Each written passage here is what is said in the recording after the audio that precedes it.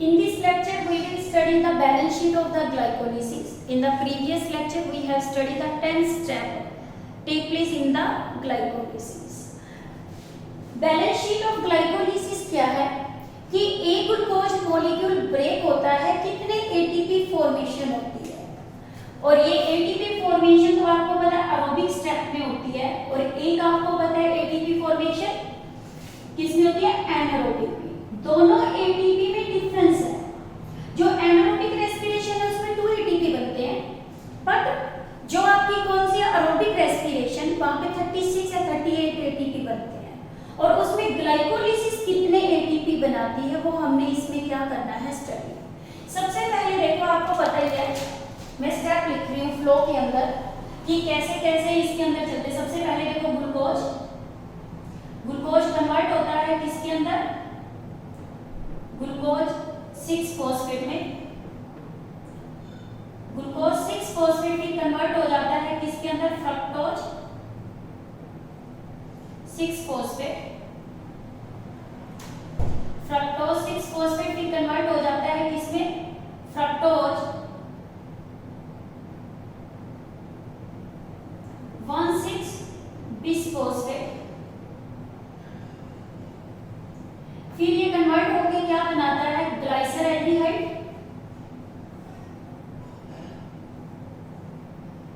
3 phosphate. कितने molecules बनते हैं, 2 मॉलिक्यूल्स। फिर ग्लाइसरएल्डिहाइड 3 फॉस्फेट अपने आप को कन्वर्ट करता है किसमें, 3 फॉस्फोग्लिसरिक एसिड में। 3 फॉस्फोग्लिसरिक एसिड में, ये 1,3 फॉस्फोग्लिसरिक एसिड। 1,3 फॉस्फोग्लिसरिक एसिड अपने आप को कन्वर्ट करता है 3 फॉस्फोग्लिसरिक एसिड।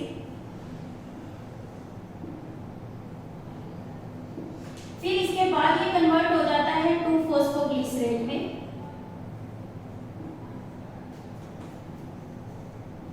2 फॉस्फोग्लिसरेट अपने आप को कन्वर्ट करता है फॉस्फोइनोल पाइरुवेट में,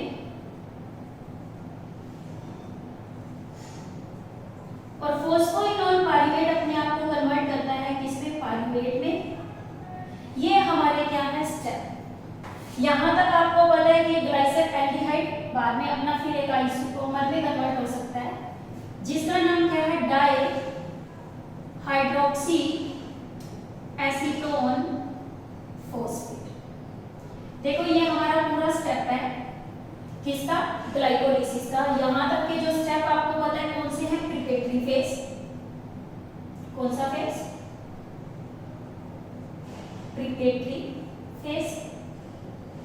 और उसके बाद वाले जो स्टेप है यहां से यहां तक रेस्ट, ये आपके फेज कौन से हैं, पे ऑफ। कौन से फेज हैं, पे ऑफ। अब देखो, सबसे पहले आपको पता है हमें एटीपी फॉर्मेशन करनी है। पहला हमारा स्टेप ही फॉस्फोरिलेशन था, इसमें आपने एटीपी डाला और वो एटीपी में क्या हो गया, कन्वर्ट हो गया। फिर यहाँ पे ये अपने आइसोमर में कन्वर्ट हुआ, तो ये स्टेप इसका कैसा था, रिवर्सिबल था। बाकी सारे स्टेप इसके कैसे होते हैं, रिवर्सिबल होते हैं। एक लास्ट वाला स्टेप कौन सा आपका, ये टेस्ट छोड़ दिया, ठीक है। अब यहाँ पे इसके लिए करने के लिए इसको किसकी जरूरत पड़ती है, हर जगह मैग्नीशियम आयन की नीड होती है, काइनेज एंजाइम काम कर रहा है। फिर इस स्टेप के अंदर में देखो क्या है, एटीपी आपने डाला, ये एटीपी कन्वर्ट हो गया किसमें, एटीपी में। यहाँ यानी इसमें एटीपी दे रहे हो, तो इसीलिए ये प्रोसेस कैसा होता है, एनर्जी कंज्यूमिंग।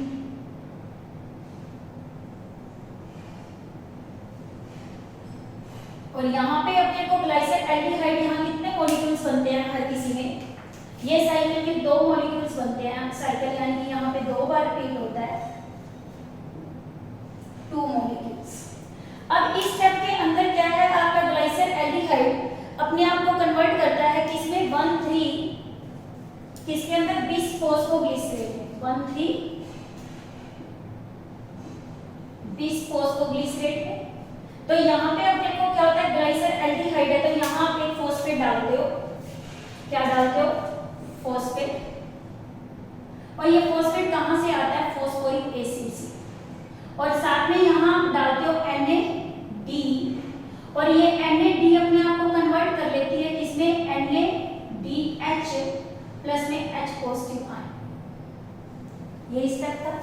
फिर यहाँ पे एक फॉस्फेट वापस रिमूव हो जाता है, तो यहाँ एटीपी डालते हो और ये एटीपी में क्या हो जाता है, कन्वर्ट। और ये स्टेप आपको पता है, इसमें एटीपी की फॉर्मेशन हो रही है, तो कौन सा है, सबस्ट्रेट लेवल फॉस्फोरिलेशन।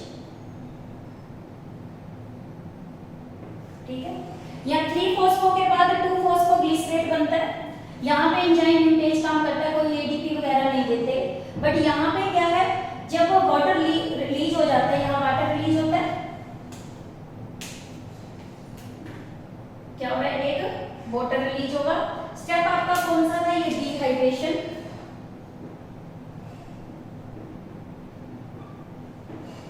अब फॉस्फोइनोल पाइरूवेट में भी इस स्टेप के अंदर भी क्या होता है, आपका एटीपी आप डालते हो और ये कन्वर्ट हो जाता है एटीपी। अब हम देखें कि कितने एटीपी बनते हैं जब प्रोसेस ऑफ क्या होता है, ग्लाइकोलिसिस। तो इसके अंदर देखो, सबसे पहले आपका क्या है, ग्लूकोज। हम स्टेप रिएक्शन लिख रहे हैं इसकी, ग्लाइकोलिसिस की नेट रिएक्शन कौन कौन सी। पहला क्या है, ग्लूकोज। कहां से स्टार्ट किया, 1 ग्लूकोज से। यहाँ एक एटीपी डाला, यहाँ एक एटीपी डाला, तो कितने एटीपी हो गए, 2 एटीपी।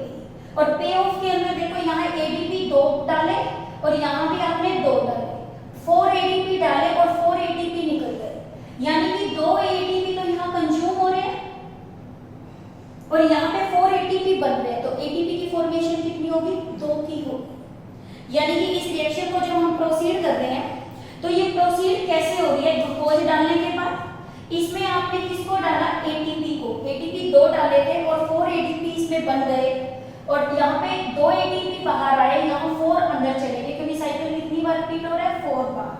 तो यानी कि इसमें 2 एटीपी डल गए। 2 एटीपी कैसे आए, ये 2 यहाँ ऐड किए, 2 यहाँ किए, बट यहाँ पे आपके 2 ये वाले यूज हो गए, आपके 2 बच गए, 2 हमने इसमें और ऐड कर दिए। फिर इसके बाद आता है, इसमें फॉस्फेट डालते हैं, कितने, 2। इस स्टेप के अंदर आपके इन्वॉल्व क्या थे, फॉस्फेट थे। फिर इसके बाद आपका क्या है, NAD डाला हमने, 2 NAD। इस स्टेप के अंदर ये साइकिल कितनी बार रिपीट होता है, 2 बार। और ये साइकिल जब 2 बार रिपीट होता है, तो इसमें आपका क्या है, NAD कितने डल गए, 2 NAD डल गए। एक NADH आगे जाके क्या करता है, एक NADH, याद रखना ये कॉम्पिटिटिव क्वेश्चन है, आगे जाके 3 ATP बनाता है। और ये 3 ATP जिस स्टेप से बनेगा उसका नाम क्या है, ऑक्सीडेटिव फॉस्फोरिलेशन। तो यानी कि इसमें क्या है, ग्लूकोज आपने क्या है, 2 PI, 2 ADP, 2 इसमें आपने क्या डाल दिया, NAD पॉजिटिव डाल दिए, तो इससे रिएक्शन हुई, तो बने क्या, पाइरूवेट। कितने मॉलिक्यूल्स पाइरूवेट के बने, 2। कितने मॉलिक्यूल्स पाइरूवेट के बने, 2 मॉलिक्यूल्स पाइरूवेट के बन गए। 2 इसमें फॉर्मेशन हो गई किसकी, एटीपी की फॉर्मेशन हुई 2 मॉलिक्यूल्स की। और यहाँ पे आपके वाटर भी कितने ऐड हुए थे, लिख सकते हैं वाटर मॉलिक्यूल्स, ये कितने रिमूव हुए थे, 2 मॉलिक्यूल्स वाटर के इसमें रिलीज हो जाते हैं, और 2 मॉलिक्यूल्स आपके NADH प्लस 2H, और प्लस में 2 मॉलिक्यूल्स इसमें किसके आपके हो गए, वाटर के रिलीज। ये रिएक्शन है, नेट रिएक्शन किसकी, आपकी ग्लाइकोलिसिस की। यानी कि यहाँ पे 2 एटीपी तो यहाँ से आए, एक NADH कितने बनाता है, 3 एटीपी, और 2 यहाँ से आ गए, टोटल एटीपी कितने हो गए, 6 एटीपी, और 2 एटीपी ये हो गए। टोटल एटीपी का प्रोडक्शन कितना हो गया, 8 एटीपी। अब आपसे पूछे 1 ग्लूकोज मॉलिक्यूल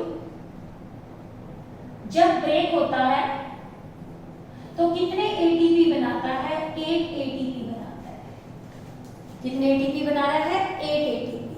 अब देखो यहाँ पे ये जो फॉस्फोइनोल पाइरूवेट है, ये बहुत इंपॉर्टेंट कंपाउंड है, ये फर्दर रोल प्ले करता है अमीनो एसिड्स को बनाने के लिए। ये सबसे पहले क्या करता है, स्कीमिक एसिड बनाता है। इसका काम होता है क्या बनाना, स्कीमिक एसिड। स्कीमिक एसिड आगे जाके 3 अमीनो एसिड बनाता है, क्या बनाता है, 3 अमीनो एसिड। कौन कौन से, वो एरोमेटिक है।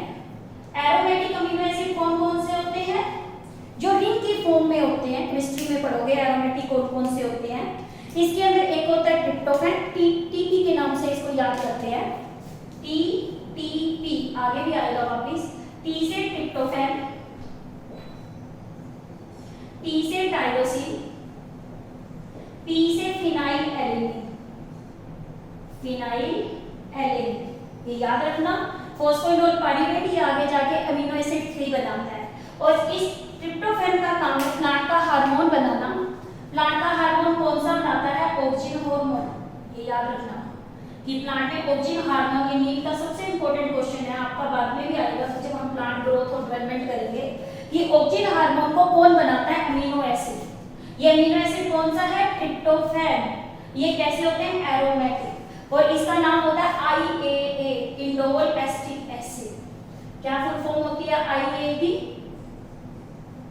Indole acetic acid. ये एक क्या है? ऑक्सिन हार्मोन है। ठीक है, इसको कौन बनाता है? Amino acid. अब आपसे पूछे ग्लाइकोलाइसिस का बेनिफिट है प्लांट को, क्यों? फॉस्फोइनोल पाइरूवेट बन रहा है, वो इसमें अमीनो एसिड बनाने का भी क्या कर रहा है? काम कर रहा है। इसके अलावा जो फॉस्फोइनोल पाइरूवेट है, एक अमीनो एसिड और बनाता है जिसका नाम है एलेनिन। 20 अमीनो एसिड्स होते हैं बॉडी में प्लांट की और एनिमल्स की। तो इसमें क्या है? ये एलेनिन अमीनो एसिड भी कौन बनाता है? फिर फॉस्फोइनोल कौन बनाता है? पाइरूवेट। और प्रोटीन्स आपको पता है अमीनो एसिड्स आगे ये क्या है? एक अमीनो एसिड्स। और अमीनो एसिड का आगे काम क्या होता है? प्रोटीन्स बनाना। क्या बनाना? प्रोटीन्स बनाना। इसके अलावा ये क्या बनाता है? एल्केलॉइड्स बनाता है। एल्केलॉइड्स जो हमारे केमिकल से रिलीज होते हैं, जैसे अफीम हो गई, इसके अलावा निकोटीन हो गया। ये प्लांट के अंदर सारे क्या होते हैं? एल्केलॉइड्स होते हैं। प्लांट्स के अंदर ये सारे क्या होते हैं? एल्केलॉइड्स हैं, इनको बनाता है। इसके अलावा फ्लेवोनॉइड्स, प्लांट के अंदर पिगमेंट्स ही होते हैं, फ्लेवोनॉइड्स, ये सारा कौन बनाता है? Phosphoenol pyruvate. अब देखो इस पाइरूवेट का फर्दर क्या है? फेट है। कई बार आ जाता है फेट ऑफ ग्लाइकोलिसिस। ठीक है, फेट ऑफ ग्लाइकोलिसिस यानी कि या तो इसको ऑक्सीजन मिल जाए in the presence of oxygen, या इसको ऑक्सीजन ना मिले, माइनस साइन इंडिकेट कर रहा है एब्सेंस। ठीक है, यदि इसको ऑक्सीजन मिल गई तो ये किसमें चला जाएगा? एरोबिक रेस्पिरेशन में। एरोबिक रेस्पिरेशन में जाएगा तो ये कहां जाएगा? माइटोकॉन्ड्रिया में। यदि इसको ऑक्सीजन नहीं मिली तो ये किसमें जाता है? फर्मेंटेशन में। किसमें जाता है? फर्मेंटेशन में। ये फेट्स हैं ग्लाइकोलिसिस के कि पाइरूवेट किस पे डिपेंड करता है? फर्मेंटेशन में जाएगा। फर्मेंटेशन दो तरह की होती है, एक आपको पता है लैक्टिक एसिड, कौन सी? लैक्टिक एसिड, और दूसरी आपको पता है कौन सी? अल्कोहलिक। और ये दोनों रेस्पिरेशन आपकी कौन सी होती है? एनारोबिक। लैक्टिक एसिड में CO2 नहीं बनता, अल्कोहलिक में CO2 की फॉर्मेशन होती है। और ये दोनों टाइप किसकी होती है? एनारोबिक रेस्पिरेशन की। और ये फेट होता है किसका? आपका ग्लाइकोलिसिस का। कि हम नेक्स्ट स्टेप के अंदर स्टडी करेंगे कि एरोबिक प्रोसेस ग्लाइकोलिसिस के बाद कैसे प्रोसीड होता है, यानी सेल माइटोकॉन्ड्रिया में क्रैक साइकिल में कैसे जाती है, इलेक्ट्रॉन ट्रांसपोर्ट चेन क्या होता है, ऑक्सीडेटिव फॉस्फोरिलेशन क्या है। बाद में हम करेंगे इसके अंदर क्या है? एनारोबिक रेस्पिरेशन जो फर्मेंटेशन है, ये सारी आपकी इसमें ब्रेकडाउन हो जाता है। इसमें ब्रेकडाउन होगा तो क्या बनेगा? CO2 और वाटर बनेगा ही बनेगा। यहाँ CO2 बन भी सकती है और नहीं भी बन सकती, और ये एनारोबिक रेस्पिरेशन के अंदर जाता है। तो ये एनारोबिक रेस्पिरेशन जो परफॉर्म करते हैं वो कौन परफॉर्म करते हैं? बैक्टीरिया करते हैं। ठीक है, बैक्टीरिया कौन कौन से आते हैं? कुछ तो प्रोकैरियोट्स, इसमें एग्जांपल एनारोबिक रेस्पिरेशन के अंदर जो एग्जांपल आता है कुछ तो किसका आता है? प्रोकैरियोट्स का। कुछ प्रोकैरियोट्स होते हैं, कुछ इसके अंदर क्या होते हैं? यूकैरियोट्स, और जो क्या करते हैं? एनारोबिक रेस्पिरेशन शो करते हैं। पैरासाइट्स, जितने भी पैरासाइट दूसरे एनिमल्स पे रहते हैं वो एनारोबिक रेस्पिरेशन को क्या करते हैं? शो करते हैं। लैक्टिक एसिड तो आपको पता है हमारे किसमें बनता है? मसल्स में। और अल्कोहल की फॉर्मेशन जो करता है वो कौन करता है? यीस्ट। ये हमारा फेट्स होता है किसका? Glycolysis process.